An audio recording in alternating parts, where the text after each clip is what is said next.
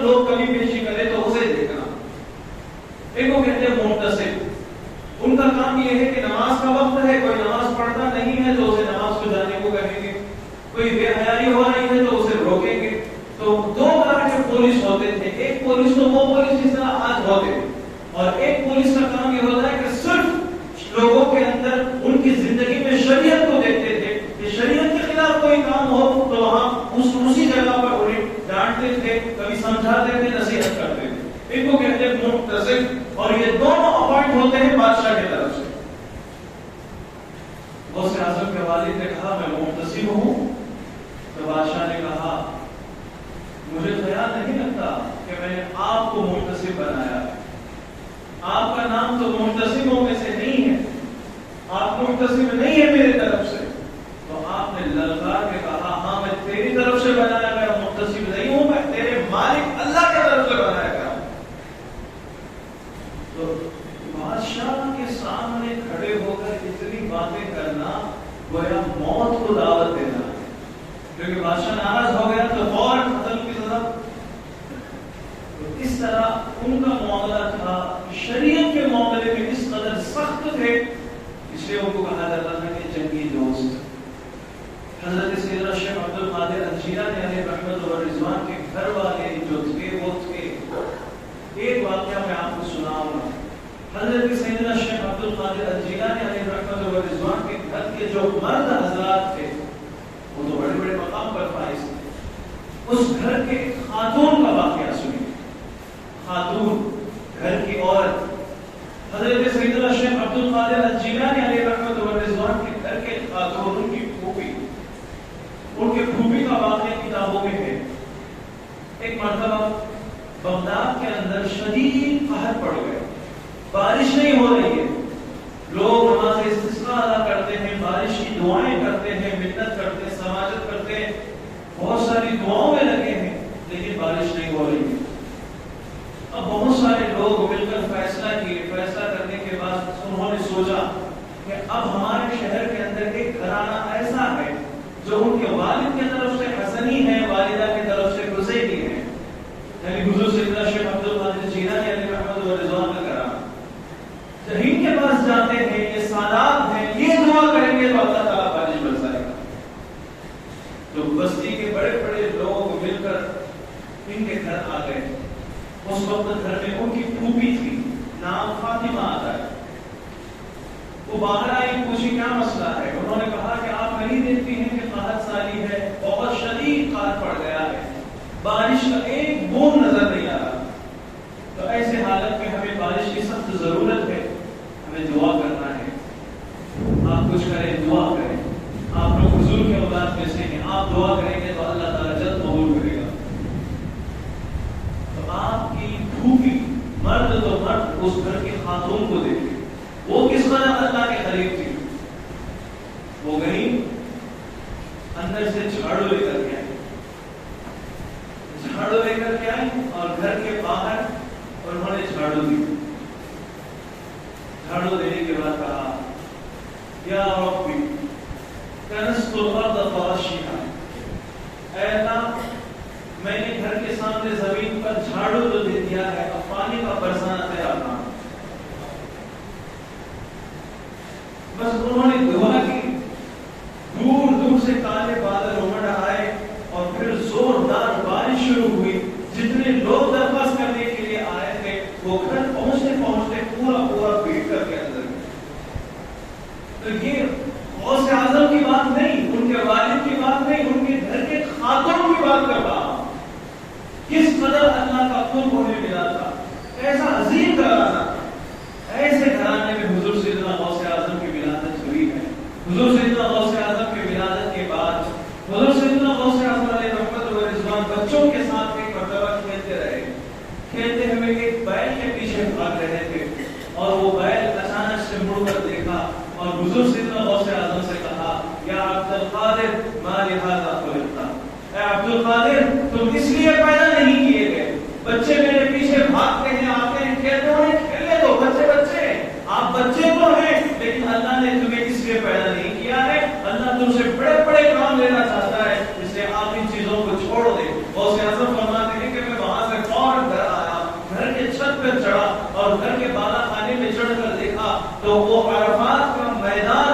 مکہ المکرمہ میں ہے اور میں بغداد کے ایک چھوٹے سے شہر ایک جینان کے اندر ہوں، میں میرے گھر سے دیکھتا ہوں کہ اللہ نے میرے نظروں کے سامنے سے سارے پردے ہٹا دیے، میں عرفات کے میدان میں حاجیوں کو دیکھ رہا تھا۔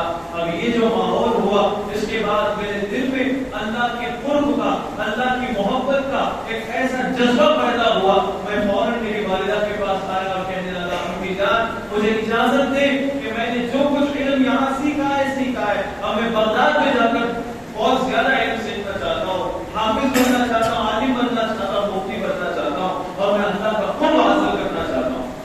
ان کی والدہ محترمہ نے کہا کہ بیٹا بہت اچھی بات ہے، تمہارے والد کے انتقال کے بعد تمہارے اور تمہارے بھائی کے لیے کچھ پیسے میرے پاس ہیں، اس میں سے کچھ تو حصہ میں کروں گی اور اس میں سے 40 دینار جو تمہارا حق ہے وہ تمہارے پاس میں رکھ کر بھیجتی ہوں اور تم جاؤ، سفر کرو، بغداد پہنچو، علم حاصل کرو، علم حاصل کرنے کے بعد آپ اللہ کے بندوں کو جتنی خدمت کرنا ہے وہ خدمت کرو، اللہ کے بندوں کو اللہ سے ملاتے رہو۔ پھر اجازت بھی مل گئی۔ حضرت سیدنا شیخ عبد القادر جیلانی علیہ الرحمہ سفر کی تیاری کر رہے تھے، سفر کی تیاری مکمل ہوئی، پیسے وغیرہ جمع کر لیے، اب جب نکل رہے تھے تو ان کی والدہ نے کہا بیٹا رک جاؤ، ایک مرتبہ تمہارا چہرہ دکھاؤ، ایک مرتبہ تمہارا چہرہ دکھاؤ۔ اور مجھے معلوم ہے کہ جب آپ علم سے فارغ ہو کر آئیں گے تو اس وقت میں زندہ نہیں رہوں گی اور ہماری اگلی ملاقات قیامت کے دن حشر کے میدان میں ہوگی، جس میں ایک مرتبہ جی بھر کے میرے لال کو دیکھ لیتی ہوں۔ پھر حضرت سیدنا شیخ عبد القادر جیلانی علیہ رحمت و رضوان دیکھتے ہیں، ملتے ہیں، روتے ہیں، پھر الوداع کہہ کر وہاں سے نکلتے ہیں۔ جاتے ہوئے بزرگ غوث اعظم سے ان کی والدہ نے فرمایا تھا بیٹا والدہ کی ایک نصیحت یاد رکھو، زندگی کے کسی بھی ماحول میں کسی بھی حالت میں جھوٹ مت دو، یہ ایک نصیحت میری یاد رکھو۔ چلے گئے۔ اب حضور سیدنا غوث اعظم جس سفر میں تھے وہ سفر ڈاکوؤں کے لپیٹ میں آیا اور ڈاکوؤں کے جو لوگ تھے وہ جتنے ڈاکو تھے سارے لوگوں کا مال لوٹ رہے تھے، لوگوں کے پیسے چھینتے ہیں، سونا چاندی دینار درہم جو بھی تھا لے۔ حضور غوث اعظم کے پاس ایک بندہ آیا ان ڈاکوؤں میں سے، اس نے پوچھا کہ اے بچے تمہارے پاس کیا ہے؟ اب جھوٹ تو نہیں بولنا ہے، والدہ کی نصیحت کی۔ تو غوث اعظم نے فرمایا کہ میرے پاس 40 دینار ہے۔ کہا کیا بولتے ہو، سچ میں؟ کہا ہاں بالکل میرے پاس 40 دینار ہے۔ پھر اس نے کہا کہ شاید تم میرے سے مذاق کرتے ہو۔ کہا نہیں بالکل نہیں، میرے پاس 40 دینار ہے۔ تو وہ بندہ اٹھ گیا اور اپنے سردار کے پاس آیا اور کھڑا کر کہا کہ یہ بچہ کہتا ہے کہ اس کے پاس 40 دینار ہے، ہمیں دیکھنے کے بعد لوگ اپنا مال چھپاتے ہیں۔ جب میں اس سے پوچھا تو اس نے کہا کہ 40 دینار ہے اس کے پاس، آپ پوچھیں بات کریں۔ ان کے سردار نے پوچھا کہ بھائی تمہارے پاس کیا ہے؟ کہا 40 دینار۔ کہاں ہے؟ تو انہوں نے اٹھایا، اٹھا کر کے دیا۔ ہاتھ پہ لینے کے بعد وہ ڈاکوؤں کا جو سردار تھا اس نے پوچھا کہ اے بچے، اے جوان، بہت کم عمر میں 13-14 سال، اگر تم چاہتے تو جھوٹ بول کر اپنا مال بچا تو سکتے تھے، کیونکہ ہم میں سے کسی کو گمان بھی نہیں تھا کہ آپ کے پاس 40 دینار ہوں گے، آپ کی عمر بھی چھوٹی ہے۔ اگر آپ چاہتے ہیں، آپ نے تو دیکھا ہے کہ کسی کا مال ہڑپ کیا جا رہا ہے، کسی کے پیسے چھینے جا رہے ہیں، اگر آپ چاہتے ہیں تو جھوٹ بول سکتے تھے، آپ چھوڑ دیں گے، لیکن آپ نے کیوں نہیں کہا؟ تو حضور غوث اعظم نے فرمایا والدہ کی نصیحت تھی، امی جان نے فرمایا تھا کہ کبھی جھوٹ مت بولو، تو میں امی جان کی اس نصیحت کو ٹال نہیں سکتا، تو امی جان کی نصیحت پر عمل کرتے ہوئے میں نے جھوٹ نہیں بولا۔ تو اس کے آنکھوں سے آنسو نکل گئے۔ اس نے کہا کہ ایسا بچہ جو اپنی والدہ کی نصیحتوں پر، والدہ کی فرما برداری میں اس قدر اپنے نقصان کو برداشت کرنے کے لیے تیار ہے لیکن جھوٹ نہیں بولتا۔ میں بھی ایسا بندہ ہوں کہ میرا مالک جو اللہ ہے اس نے مجھے سب کچھ دیا، دینے کے باوجود میں اس کی نافرمانی میں اتنے دن گزار دیا ہوں۔ تو سب سے پہلے اس نے توبہ کی، جیسے اس نے توبہ کی تو اس کے جتنے ساتھی اس کے نیچے کام کرتے تھے سب نے کہا کہ حضور ہم جہنم کے راستے میں آپ کو سردار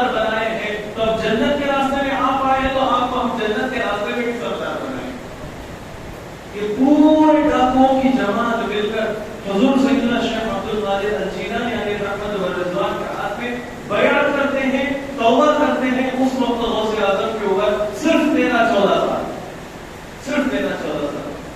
پھر حضور غوث اعظم بغداد کے اندر آ گئے، شہر بغداد کے اندر آئے اور سو گئے.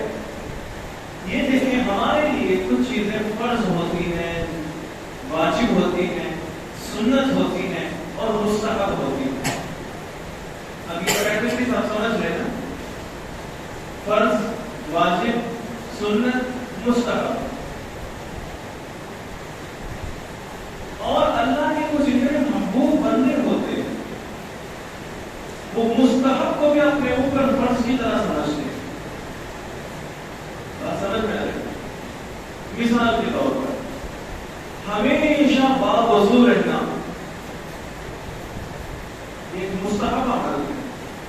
اور حضور علیہ الصلوۃ والسلام نے فرمایا لا ينافذ الوضوء الا مؤمن. ہمیشہ وضو کی پابندی، وضو کی حفاظت کرنے والا مومن ہوتا ہے.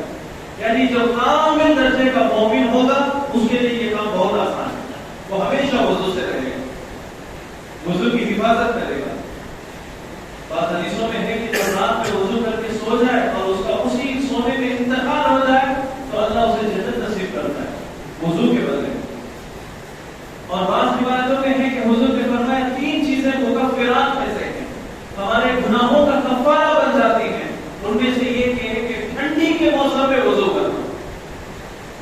ٹھنڈی کے موسم میں جب جی یہ چاہتا ہے کہ بھائی وضو نہ کریں، بعد میں کریں گے، صرف نماز کے لیے کریں گے، ایسے موقع پر اللہ کو خوش کرنے کے لیے جو وضو کرتا ہے تو ایسے بندے کے لیے حضور فرماتے ہیں کہ جیسے جیسے وہ وضو کرتا جائے گا اس کے گناہ دھلتے جائیں گے، اس کے گناہ معاف ہوتے جائیں گے.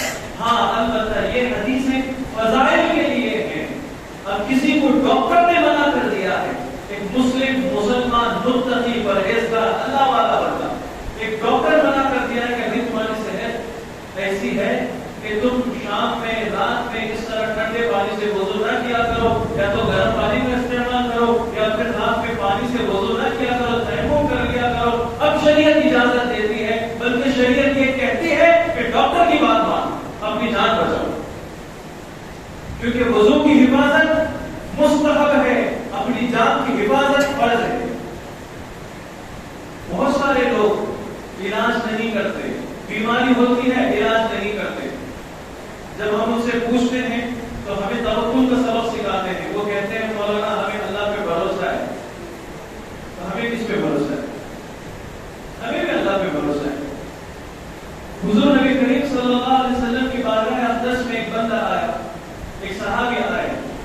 وہ اپنی اونٹنی، قیمتی اونٹنی لے کر کے آئے تھے. اندر مسجد میں آ کر حضور سے پوچھا یا رسول اللہ صلی اللہ علیہ وسلم میں اپنی قیمتی اونٹنی جس پہ میں سوار ہو کے آیا ابھی مسجد کے باہر ہے، اب وہ مسجد کے باہر کھڑی ہے، میں نے اسے باندھا نہیں ہے، اب میں صرف اللہ پہ ایسے بھروسہ کر لوں کہ اللہ اس کی حفاظت کر لے گا. تو حضور علیہ الصلوۃ والسلام جو توکل کا سبق سکھانے کے لیے سید المتوکلین، اللہ پر بھروسہ کرنے والے لوگوں میں سردار بن کے آئے، وہ حضور فرماتے ہیں اعقلھا ثم توکل، جاؤ اس اونٹنی کو پکڑو اور باندھو، پھر اللہ پہ بھروسہ رکھو. سبب اختیار کرو پھر اللہ کی ذات پہ بھروسہ رکھو. ایسا نہیں کہ سبب چھوڑ کے اللہ کی ذات پہ بھروسہ رکھنا. سبب چھوڑ کے اللہ کی ذات پہ بھروسہ رکھنا یہ صحیح نہیں ہے. حضور صلی اللہ علیہ وسلم نے علاج کرنے کا حکم بھی دیا ہے. حضور صلی اللہ علیہ وسلم نے کئی صحابہ کا علاج بھی فرمایا ہے، کئی صحابہ کو علاج کرنے کو کہا ہے اور پھر دعا بھی کرنے کو کہا ہے. تو ہمیں کرنا یہ ہے کہ سبب اختیار کریں پھر اللہ کی ذات پہ بھروسہ رکھیں. باندھنا ہے، باندھنے کے بعد بھروسہ رکھنا ہے. اللہ باندھ تو دیا لیکن اس اونٹنی کا رہنا اور اس کا چوری ہو جانا تیرے ہاتھ میں. میں میری بیوی بچوں کو پالنے کے لیے پیسے کماتا تو ہوں، میرے ماہانہ خرچ اتنے ہیں تو میں اتنے پیسے میں جماتا تو ہوں، کماتا تو ہوں. مالک یہ کماتا اس لیے ہوں، یہ سبب ہے، لیکن مجھے بھروسہ پیسوں پر نہیں، تیری ذات پر. میرا بھروسہ بینک بیلنس پر نہیں ہے، میرے ان گھروں پر نہیں ہے جو میں نے بنا کر کے کرائے پہ چھوڑے ہیں، میری ان دکانوں پہ نہیں ہے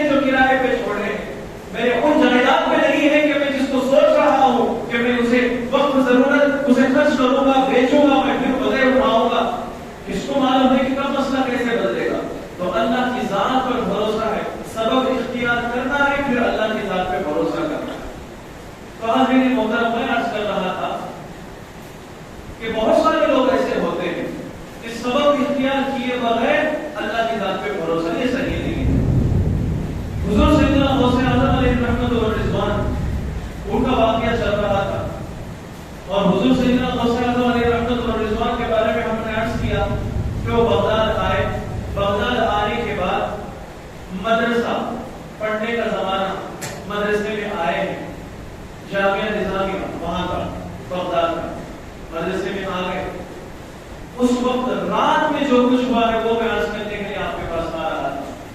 وہ یہ ہے کہ وہ کچھ اللہ والے ایسے ہوتے ہیں مستحب چیزوں کو اپنے اوپر فرض کر لیتے ہیں، یعنی اس کی حفاظت ایسے کرتے ہیں گویا کہ ان کے اوپر وہ چیز فرض ہے۔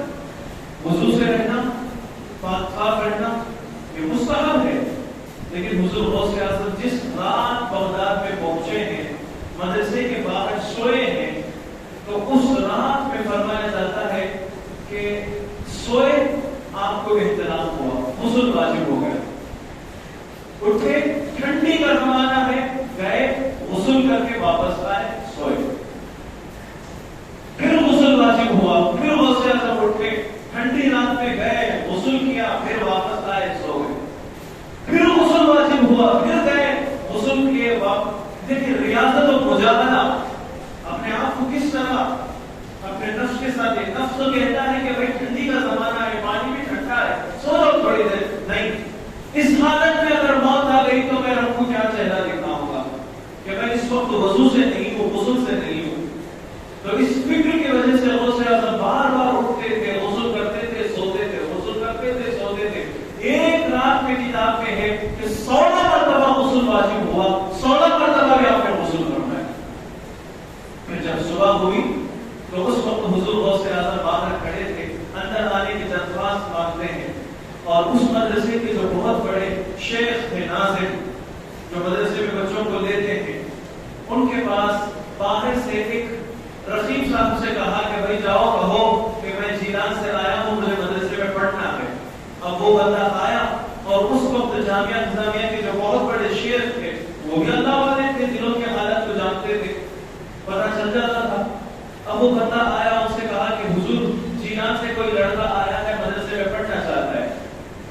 تو آپ آنکھ بند کر کے تھوڑی دیر سوچتے ہیں، پھر اس کے بعد انہوں نے کہا کہ ایک گلاس لاؤ، اور اس گلاس میں لبالب پانی بھر دیا، یعنی اتنا پانی بھرا کہ ذرا سا بھی ہلائیں گے تو پانی چھلک جائے گا، گر جائے گا۔ تو لبالب پانی بھر کر کے وہ گلاس رقیب صاحب کے ہاتھ میں دے دیا، اور کہا کہ جاؤ یہ ان کو دکھا دو، اور واچ مین کہے جا کے ان کو دکھاتے ہیں۔ دکھانے کے بعد حضور غوث اعظم وہ وہاں مسکراتے ہیں، مسکرا کر آس پاس دیکھتے ہیں تو وہاں کہیں پہ پھول کا درخت تھا، تو پھول اٹھایا اور اس پھول کو ایسے رکھا کہ پانی کا ایک قطرہ نیچے نہیں آیا، اور کہا کہ اسے لے جا کر استاد محترم کو دکھاؤ۔ اب وہ پھر وہ گلاس لے کر کے آئے، استاد نے دکھایا تو مسکرانے لگے، کہنے لگے کہ اسے اندر داخل کرو۔ اب جس طرح ہمیں سمجھ میں نہیں آتا اس بندے کو بھی سمجھ میں نہیں آیا۔ اب رقیب صاحب نے پوچھا کہ حضرت سے کیا معاملہ ہے؟ وہ تو ایڈمیشن کے لیے آیا تھا، آپ یا تو ہاں کہتے یا تو نہ کہتے، آپ پانی بھر کے اس کے سامنے دیے ہیں، اور وہ بندہ کیا سمجھا ہے کیا نہیں سمجھا نہیں پتا، اس نے کوڈ رکھا اور آپ نے پھر مسکرایا، پھر اسے ایڈمیشن دے دیے، کیا معاملہ ہے؟ تو حضرت نے فرمایا کہ دیکھو آپ نے جب کہا کہ ایک بندہ آیا ہے تو میں نے دیکھا کہ وہ کون، مجھے معلوم ہو گیا کہ حضور کی اولاد میں سے ایک بندہ آیا ہوا ہے۔ اب وہ ہمارے مدرسے میں پڑھنے کے لیے آیا ہے، لیکن ہماری مجبوری ہے کہ مدرسے میں اتنے بچے ہیں کہ ہم کسی بچے کو داخلہ نہیں دے سکتے۔ اب میں اپنی زبان سے ان کو کہہ نہیں سکتا کہ یہاں پر بچے زیادہ ہو گئے، میں آپ کو داخلہ نہیں دے سکتا، آپ جائیں، میں اپنی زبان سے نہیں بول سکتا کیونکہ حضور کی اولاد ہے۔ اس لیے میں نے اشارہ کے لیے کہا کہ ایک گلاس میں پورا پانی اتنا بھر دو انہیں پتہ چل جائے کہ ایک گلاس مدرسہ ہے، پانی بچے ہیں، اس میں ایک قطرے کی بھی گنجائش نہیں۔ اب جب تم کو جا کر دکھائیں تو انہوں نے کیا کیا، اس میں پھول رکھا اور پھول رکھ کے واپس کیا۔ اب وہ یہ بتانا چاہتے ہیں کہ میرے آنے سے تمہارے مدرسے میں کمی نہیں ہوگی، بلکہ میرے آنے سے تمہارے مدرسے میں اور رونق بڑھ جائے گی، نور بڑھ جائے گا۔ تو پھر ایسے بچے کو ہم کیوں ضائع کریں، ان کو اندر داخل ہو، پھر رہے عالم مفتی، یہاں تک کہ امام نووی رحمۃ اللہ تعالی صحیح مسلم کی شرح کرنے والے صاحب ریاض الصالحین امام نووی رحمۃ اللہ علیہ فرماتے ہیں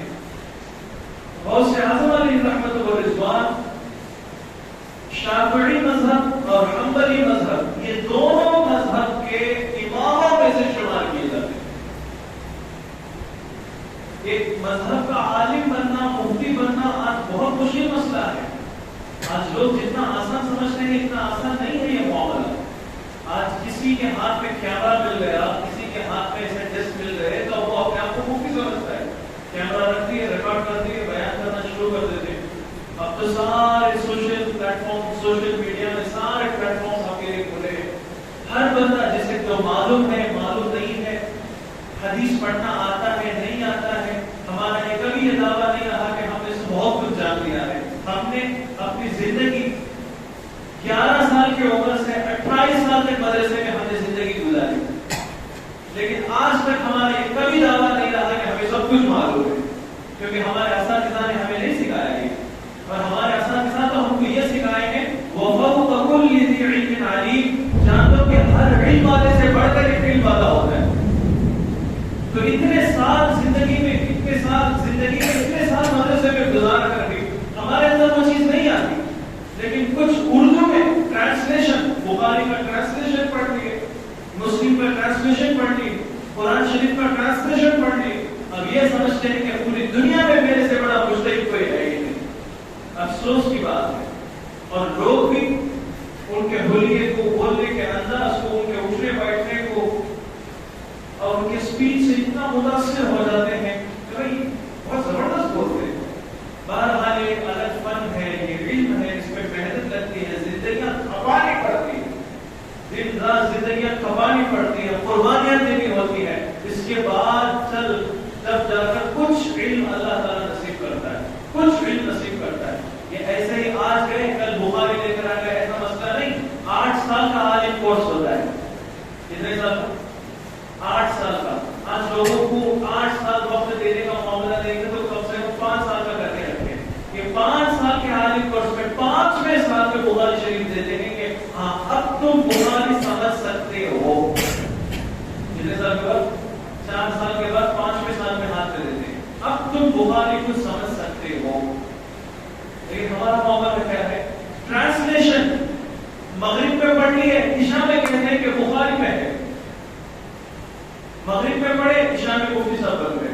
بہرحال یہ چیزیں امت کا المیہ ہے، اس پر زیادہ گفتگو کرنا بھی نہیں ہے. حضور سیدنا غوث اعظم علیہ رحمۃ اللہ رضوان علم حاصل کرتے ہیں، شریعت کا علم حاصل کرتے ہیں، قرآن کا، حدیث کا، فقہ کا، اور اتنے بڑے عالم، بلکہ اتنے بڑے مفتی اور امام بنے ہیں کہ سبحان اللہ. آپ کو 2 مثالیں آپ کو پیش کروں گا. قرآن کریم کی تفسیر کرنے والے کو مفسر کہتے ہیں. غوث اعظم اتنے بڑے مفسر تھے کہ علامہ ابن جوزی ان کے زمانے کے بہت بڑے مفسر. ان سے کسی نے کہا کہ بھائی غوث اعظم کی تفسیر ہوتی ہے، کبھی آیا کرو ہم جائیں گے ان کی تفسیر میں بیٹھیں گے. اور علامہ ابن جوزی خود بہت بڑے مفسر تھے، قرآن کریم کے عظیم مفسروں میں ان کا نام آتا ہے. اور ابن جوزی نے کہا کہ ٹھیک ہے وقت ملے گا تو ہم ضرور ان کی بارگاہ میں حاضر ہوں گے. وقت ملا، اپنے کچھ ساتھی کو لے کر کے چلے گئے اور تفسیر کی مجلس پہ بیٹھ گئے. تو غوث اعظم نے تفسیر شروع کر دی. قرآن کریم کی ایک آیت کی بھی تفسیر شروع کی. تو ساتھی علامہ ابن جوزی سے پوچھتا ہے کہ بھائی اس آیت کی یہ تفسیر آپ کو معلوم ہے؟ ابن جوزی کہتے ہیں کہ ہاں معلوم ہے. پھر غوث اعظم اسی آیت کی دوسری تفسیر کرتے ہیں. وہ پوچھتے ہیں کہ بھائی یہ تفسیر معلوم ہے؟ ہاں معلوم ہے. غوث اعظم اسی آیت کی تیسری تفسیر بیان کرتے ہیں، تیسری توجیہ بیان کرتے ہیں. ہر تفسیر کے بعد یہ بندہ بار بار پوچھتا ہے کہ آپ کو معلوم ہے، آپ کو معلوم ہے، آپ کو معلوم ہے. اللہ ابن جوزی وہ مفسر تھے، انہوں نے کہا یہ بھی معلوم ہے، معلوم ہے، معلوم ہے، معلوم ہے. اس طرح 11 تفسیریں ختم ہوئی. ایک آیت کی 11 تفسیرات، 11 توجیہات ختم ہوتے ہیں اور یہ بندہ کہتا ہے کہ معلوم ہے، معلوم ہے، معلوم ہے. اب پھر اس کے بعد حضور غوث اعظم نے 12ویں تفسیر شروع کی اسی آیت کی. وہ سننے کے بعد انہوں نے پوچھا کہ اس کے بارے میں آپ کو علم ہے؟ کہا کہ مجھے نہیں معلوم، میں پہلی مرتبہ سنتا ہوں. اب پھر اسی آیت کی 13ویں تفسیر، 14ویں تفسیر، 15ویں تفسیر، 16ویں تفسیر. تو اس طرح ایک آیت کی 40 تفسیر انہوں نے بیان کی. ایک آیت کی 40 تفسیر. اس کے بعد علامہ ابن جوزی سے پوچھا گیا کہ تفسیر کی مجلس کیسی رہی؟ وہ فرماتے ہیں مجھے تو ایسا لگتا ہے کہ بندہ بولتا ہے لیکن اس کے دل پہ اللہ پاک الہام کر رہا ہے. زبان تو اس کی چلتی ہے، لیکن مجھے ایسا لگتا ہے کہ اللہ تعالیٰ ان کے دل میں الہام کر رہا ہے کہ پر بولے جائیں. اپنے یہ تو علم تفسیر میں جو بڑے امام ہیں ان کا اعتراف کے غوث اعظم بہت بڑے مفسر ہیں. اور پھر حنبلی مذہب کے بہت بڑے امام ابن قدامہ حنبلی المقدسی، وہ فرماتے ہیں کہ میں غوث اعظم کے آخری زمانے میں حنبلی مذہب کے بڑے امام میں سے، وہ فرماتے ہیں کہ میں غوث اعظم کا آخری زمانہ تھا کہ میں بغداد میں گیا، ان کی تفسیر، ان کے حدیث کی کلاس میں بیٹھا، ان کے درس میں بیٹھا. میں نے ایسے بندے کو اپنی زندگی میں نہیں دیکھا. ایک بندہ شافعی مذہب کے مسائل کو اس طرح کھول کھول کے بیان کرتا ہے، سننے والے کو لگتا ہے کہ شافعی مذہب میں اس وقت اس سے بڑا کوئی امام نہیں ہے. اور پھر جب انہوں نے حنبلی مذہب کی توضیحات اور اس کی جزئیات بیان کرنا شروع کیے، مجھے ایسا لگا کہ حنبلی مذہب ہم تو سیکھے ہیں، پڑھے ہیں، زندگی کا پائے ہیں، لیکن اتنا اچھا ہوتا کہ میں بہت پہلے غوث اعظم کے کلاس میں آ کر کے بیٹھ گیا ہوتا. اپنی پوری زندگی میں نے بیکار کر دی. یہ اب مقدسی رحمت اللہ علیہ کا اعتراف ہے کہ فقہ میں ان کا اتنا بڑا ہنر رہا. حضور غوث اعظم کے پاس اس زمانے میں ایک مسئلہ آیا. وہ مسئلہ یہ تھا، ایک بندے نے قسم اٹھائی. وہ قسم یہ تھی، میں دنیا میں ایسی عبادت کروں گا اس وقت وہ عبادت میرے سوا کوئی نہیں کرے گا. اگر کرے گا تو میری بیوی پر 3 طلاق. ہو گیا مسئلہ. اس نے قسم اٹھائی. مسئلہ سمجھ گیا. میں ایک ایسی عبادت کروں گا کہ پوری دنیا میں اس وقت وہ عبادت میرے سوا کوئی نہیں کرے گا. اگر دنیا میں کہیں کوئی بندہ وہ عبادت میرے کرتے وقت وہ بھی وہ عبادت کیا تو میری بیوی پر 3 طلاق. قسم تو اٹھا لی، اب طلاق واقع ہو جائے گی، ڈر ہے.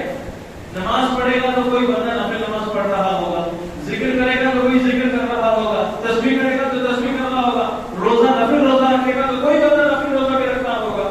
تو اللہ کی وہ کون سی عبادت ہے کہ صرف میں کروں، میرے سوا کوئی نہ کرے. بغداد کے تمام مفتیوں کے سامنے آیا کہ کسی طرح میری بیوی کو 3 طلاق واقع ہونے سے بچا لو. بہت بڑا مسئلہ ہو گیا ہے. تو تمام فقہاء نے، اماموں نے ڈھونڈا کہ کیا کیا جائے. اب تو مسئلہ ایسا نہیں کہ 3 طلاق واقع ہونے والی ہے. بہت مشکلات پیش آئے اور اس کے بعد یہ فتویٰ حضور سیدنا غوث اعظم کے پاس آیا. جیسے حضور غوث اعظم نے وہ سوال پڑھا، بالکل بغیر سوچے آرام سے کہا یہ تو آسان مسئلہ ہے، کوئی پرابلم نہیں. کیا کریں گے؟ حضرت نماز پڑھیں گے، روزہ رکھیں گے، ذکر کریں گے، توبہ کریں گے، استغفار کریں گے، دنیا میں کوئی نہ کوئی کر رہا ہوگا نا، ایسے بچایا جا سکتا ہے. غوث اعظم نے فرمایا ٹھیک ہے، اس بندے سے کہو کہ بغداد سے نکل کر کے وہ کعبۃ اللہ شریف کو چلا جائے. کعبۃ اللہ شریف میں جا کر کعبہ کے سامنے کھڑے ہو کر اعلان کریں کہ بھائیو آپ سب کے سب تھوڑی دیر کے لیے بیٹھ جاؤ، میں اکیلا 1 مرتبہ طواف کر لوں گا، یعنی 7 چکر مار کر کے ایک خانے کعبہ کا ایک طواف میں کر لوں گا. میرے کرنے کے بعد آپ کر لینا. جب پورے بیٹھ جائیں گے تو کعبۃ اللہ کے سامنے 7 چکر مار کر کے ایک طواف کو کر لینا. کو کہو کہ پوری دنیا میں ایک ہی کعبہ ہے اور اس ایک کعبہ کو طواف کرنے والا یہ ایک ہی بندہ ہوگا، تو دنیا میں کہیں کوئی کعبہ ہے بھی نہیں، کوئی بندہ اسے طواف کر بھی نہیں سکتا. تو اس طرح سے تمہاری قسم کا کفارہ بھی ضروری نہیں اور تمہاری بیوی بھی طلاق ہو کر کے باہر نہیں نکل سکتی. ایک لمحے ایسا حل کیا. حضور سیدنا غوث اعظم علیہ رحمت و رضوان کے فتوے پر عمل کیا گیا. تو یہ بتانے کا مقصد یہ ہے کہ کس قدر گہرائی فقہ کے مسائل پر حضور غوث اعظم علیہ رحمت و رضوان کی تھی. بعض لوگ سمجھتے ہیں کہ حضور غوث اعظم علیہ رحمت و رضوان یہ تو صرف تسبیحات پکڑ کر کے ذکر کرنے والے صوفی قسم کے کرامتیں دکھانے والے نہیں، بہت بڑے مفسر، بہت بڑے محدث، بہت بڑے فقیہ، بہت بڑے مفتی.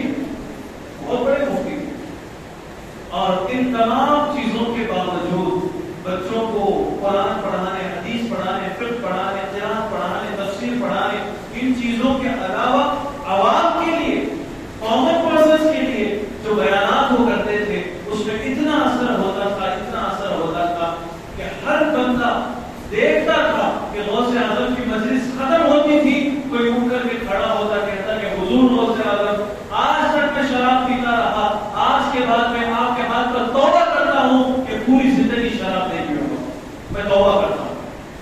آج تک میں چوری کرتا رہا، آج میں توبہ کرتا ہوں کہ آئندہ چوری نہیں کروں گا۔ آج تک میں ڈکیتی میں تھا، آئندہ میں ڈکیتی نہیں کروں گا۔ اس طرح توبہ کرتے تھے۔ ایک ایک مجلس میں 20 لوگ کھڑے ہو کر توبہ کرتے تھے، 20 لوگ، 50 100 کی عادت میں۔ ایک مرتبہ حضرت علی علیہ رحمت و رضوان، اس زمانے کے بزرگوں میں سے ایک بزرگ ہیں حضرت علی، انہوں نے سوچا کہ ہم سیدنا غوث اعظم کے مجلس پہ بیٹھتے ہیں، آپ کی تقریر ہوتی ہے، تو آپ کی تقریر کے بعد ہر بندہ کھڑے ہو کر توبہ کرتا ہے، تو ہر مجلس میں کچھ عدد ہوتی ہے، تو ایوریج کتنے لوگ کم از کم مجلس میں توبہ کرتے ہیں یہ ہم معلوم کریں۔ یہ معلوم کرنے کی نیت سے انہوں نے اپنے گھر سے ڈوری لے کر کے آ گئے، ڈوری لے کر کے آ گئے۔ غوث اعظم کی مجلس ہوئی، مجلس ختم ہوئی، ایک بندہ اٹھا، اس نے اپنے گناہ کو بیان کیا اور توبہ کیا۔ توبہ کرنے کے بعد یہ حضرت علی محفل میں بیٹھے ہیں، لوگوں کے ساتھ لوگ مل کر کے وہ کنارے بیٹھے ہیں چھپ کر، وہ اپنا جو خرقہ ہے، خرقے کے اندر رسی میں ڈوری میں ایک کھاٹی ڈالتے ہیں، ایک کھاٹی بناتے ہیں، یعنی ایک کھاٹی کا مطلب ایک بندہ توبہ کر لیا، پھر دوسرا اٹھا اس نے توبہ کی، پھر دو، تیسرا اٹھا اس نے توبہ کی، تین، ایک ایک کھاٹیاں، ایک ایک بندہ ادھر توبہ کرتا ہے، وہ گننے کے لیے ایک ایک کھاٹیاں ادھر ڈالتے ہیں اور لوگوں سے چھپ کر خرچے کے اندر رکھ کر نکال رہے ہیں، کوٹ کے اندر رکھ رہے ہیں۔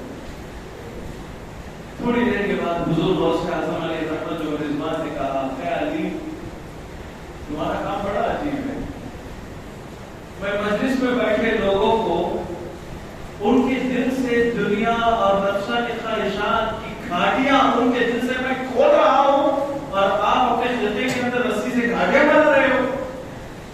انہوں نے فرمایا کہ حضور یہ تو میں اندر کا کام چلا رہا ہوں، آپ کو کیسے پتہ چل گیا؟ غوث اعظم فرماتے ہیں کہ آپ لوگوں کی مثال میرے سامنے آئینے کی طرح ہے، میں آپ کے ظاہر کو بھی دیکھتا ہوں، آپ لوگوں کے باطن کو بھی دیکھتا ہوں۔ اللہ نے ایسا کشف مجھے دیا۔ تو کشف کے بہت سارے مقامات ہیں، اس میں کشف القلوب، قلب کے اندر کیا چیزیں چلتی ہیں یہ معلوم کر لینے کا مادہ میں اللہ تعالیٰ اپنے محبوب بندوں کو دے دیتا ہے۔ تو اس طرح اسے کہتے ہیں کشف القلوب، دل کے اندر کیا چل رہا ہے۔ اسی لیے ہمارے گھر کے جو بڑے لوگ ہوتے ہیں، میرے والد، یہ اس طرح کے جو بڑے لوگ ہوتے ہیں وہ ہمیں سکھاتے تھے کہ علماء کی مجلس میں زبان سنبھال کے بیٹھو، زبان سے کوئی بات نکل گئی تو علماء فوراً گرفت کر لیں۔ علماء کی مجلس میں زبان سنبھال کے بیٹھو، اور صوفیوں کی مجلس میں، عارفوں کی مجلس میں دل سنبھال کے بیٹھو، اس لیے کہ تمہارے دل سے کوئی بات گزرے گی وہ انہیں پتہ چل جائے گا، بعد میں یہ مسئلہ بہت خراب ہو سکتا ہے۔ اس لیے ہمیشہ یہ کہ بزرگوں کی محفل میں جائیں اور بزرگوں کی زیارت کے لیے جائیں تو دل صاف رکھے جائیں، دل صاف رکھے جائیں۔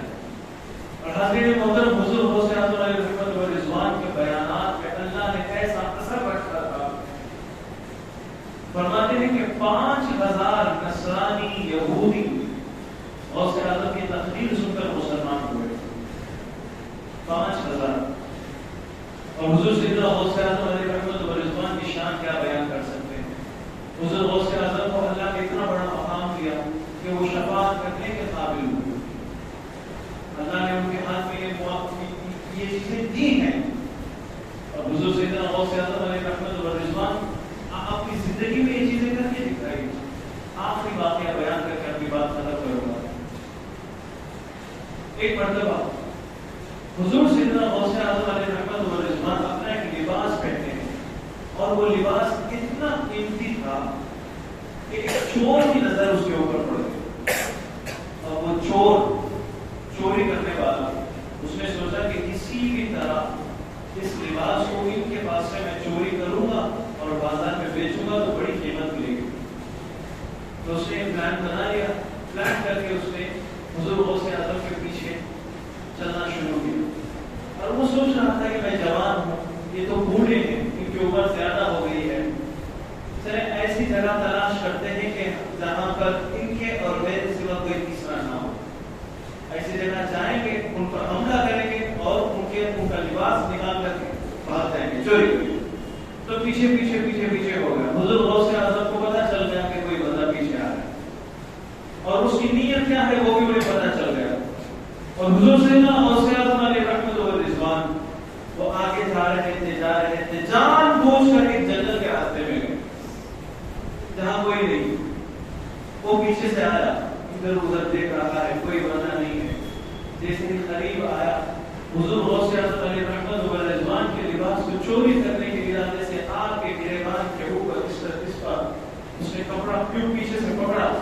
حضور غوث اعظم کا کپڑا پکڑ کر کے کھینچنے لگا تو غوث اعظم نے ہاتھ اٹھا کے کہا, اے اللہ, ہے تو چور لیکن تیرے عبد القادر کا دامن پکڑ لیا, اس کی مغفرت فرما دے, اسے توبہ کی توفیق دے. بس ان کی دعا ایک لمحے میں اس چور کے دل کی دنیا بدل گئی. اس نے فوراً رو کر کے توبہ کیا کہ حضور آئندہ میں ہرگز کبھی چوری نہیں کروں گا. آپ نے کہا توبہ. اللہ تعالیٰ نے ایسے عظیم مقام حضور سیدنا غوث اعظم علیہ رحمۃ و رضوان کو دیا.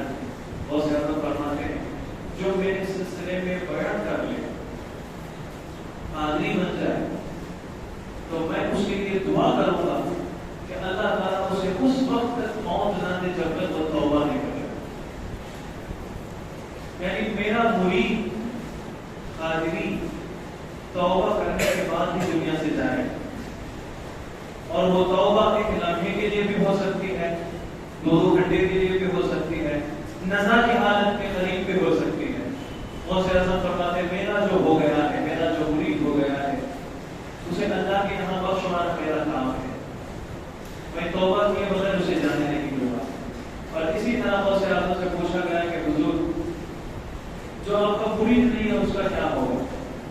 غوث اعظم نے فرمایا اگر کوئی ہماری مجلس میں بھی آ کر بیٹھ کر چلا جائے میں اس کی بھی مغفرت کراؤں گا. مغفرت کرنے والا کون ہے؟ بولیے, مغفرت کون کرے گا؟ بولیے اللہ. لیکن مغفرت کرانے کے ذمہ دار غوث اعظم. غوث اعظم کیا فرماتے ہیں کہ میں اپنے ذمے میں لے کر اس کی مغفرت کراؤں گا. کس سے؟ اللہ سے. میں مغفرت کروں گا نہیں, میں اللہ سے اس کی مغفرت کراؤں گا. اور اللہ نے مجھے ویسے بنایا ہے. میری مجلس میرا مرید نہیں ہے لیکن میری مجلس میں آ گیا ہے تو میں اس کی بھی مغفرت کر دوں. پھر پوچھنے والے نے پوچھا کہ حضور بہت سارے آپ کے عاشق ایسے ہیں کہ دور دور رہتے ہیں, آپ کے مجلس میں نہیں آ سکتے, آپ کی مجلس میں کبھی بیٹھے نہیں ہیں, آپ کی بستی میں رہتے ہیں لیکن بیٹھے نہیں ہیں. وہ فرمایا اگر وہ میرے خانقاہ میں میرے مدرسے میں کبھی اندر داخل ہوئے بھی ہیں تو میں ان کی مغفرت کراؤں. اگر ہمارے ساتھ دسترخوان میں بیٹھ کر کھائے ہیں تو ہم ان کی بھی مغفرت کرائیں گے. یا کم از کم ہماری مسجد, ہماری خانقاہ اور ہمارے مدرسے کے سامنے سے جو گزر گیا تو اس کی بھی مغفرت اللہ سے کراؤں. تو جو مرید نہیں ان پر اتنا کرم, ان پر اتنا کرم. یہ دیکھیے یہ جو اللہ والوں کا معاملہ ہوتا ہے یہ اللہ کے ساتھ اتنا لگا ہوا ہوتا ہے کہ وہ ہاتھ اٹھاتے ہیں تو اللہ مان دیتا ہے. اللہ تعالیٰ ان کی بہت سنتا ہے, اللہ ان کو بہت پسند کرتا ہے. اس لیے ہمیں یہ دل میں بات نقش کر لینی چاہیے کہ جو چیزیں ہمارے گناہوں کی وجہ سے ہمارے ساتھ نہیں ہو پا رہی, ہماری دعا قبول نہیں پا رہی ہے, تو ہم کسی اللہ والوں کے پاس جائیں, اللہ والوں کی صحبت میں بیٹھیں. اگر کسی صاحب مزار کی زیارت کا موقع ملا تو وہاں جائیں, وہاں جا کر اللہ سے دعا کریں اور ان سے کہیں کہ آپ اللہ سے دعا کریں. اس میں کیا سوال ہے؟ حضور سے آتے تھے صحابہ دعا کرانے کے لیے. حضور جب زندہ تھے, دنیا میں تھے, تو اس وقت پہ آتے تھے. حضور اس دنیا سے پردہ فرمانے کے بعد جب قبر روضہ شریف کے اندر چلے گئے تب بھی آتے تھے. بخاری شریف کی شرح ہے فتح الباری, امام ابن حجر عسقلانی رحمۃ اللہ علیہ کی کتاب ہے. کتاب الاستسقاء کے اندر امام ابن حجر عسقلانی اپنی کتاب فتح الباری میں یہ حدیث نقل کرتے ہیں کہ حضرت صحابی کا نام میں بھول رہا ہوں, یاد آئے تو میں بتاؤں گا. وہ صحابی آتے ہیں حضور صلی اللہ علیہ وسلم کی بارگاہ میں آتے ہیں, مدینہ منورہ میں روضہ شریف کے سامنے کھڑے ہو کر کہتے ہیں استسقی امتی کا یا رسول اللہ, اے اللہ کے رسول रसूल बारिश नहीं हो रही है, आप अल्लाह से बारिश दिलवाएं। अकीदा देखें, आप अल्लाह से बारिश दिलवाएं। बारिश देने वाला कौन? अल्लाह। आप चाहें तो उसे दिलवा सकते हैं, तो आप दिलवाएं, अल्लाह से बारिश दिलवाएं। इस्तस्क़ी मतलब बारिश को मांगो, ये उम्मती का, आपकी उम्मत के लिए। इस्तस्क़ी उम्मती का या रसूल अल्लाह, अल्लाह के रसूल सल्लल्लाहु अलैहि वसल्लम, आप देखते नहीं है आपकी उम्मत के लिए बारिश मांग करके दे, तो अल्लाह से मांग करके देना है, तो लेकर देने वाली जात है। हुजूर सल्लल्लाहु अलैहि वसल्लम फरमाते हैं, इन्नमा अनल क़ासिम वल्लाहु मुअती, मैं बांटने वाला हूं और देने वाला तो अल्लाह ही है। जब ये अकीदा किसी